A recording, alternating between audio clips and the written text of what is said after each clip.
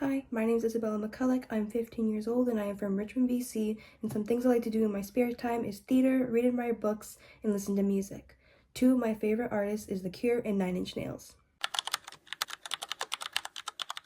Growing up, I have always been fascinated by historical figures and places, but even better yet, their backgrounds, which kind of correlates to who I am as a person right now. With that info, I would like to study and learn more about historical events that happen all around the world.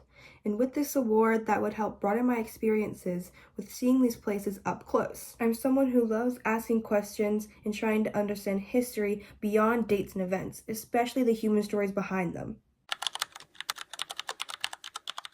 I also enjoy listening to other people's perspectives. As we all know, we don't come from the same household, family, or even place in the world, which is why connecting face to face with other young history lovers would help me grow my learning and also ask more burning questions.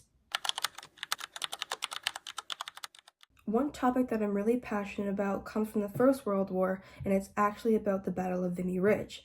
During that time was when all four divisions of Canada came together and fought, which I thought was kind of cool because that helped shape Canada's new and unique identity.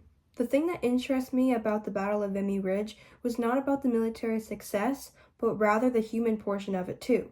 Many soldiers, not that older than me or any other student that I go to school with, went through traumatizing events that later altered their brains into either flight or fight mode. If I ever visited the Canadian Vimy Memorial, it would make that part of history feel very real, and it would also make me think about remembrance and how we take one day out of the entire year to think about all the soldiers that fought for us. One thing I would really like to learn more about was during the First and Second World War, how soldiers actually lived their everyday lives, how they lived in the trenches, how their life was like, and how they stayed hopeful during those difficult times.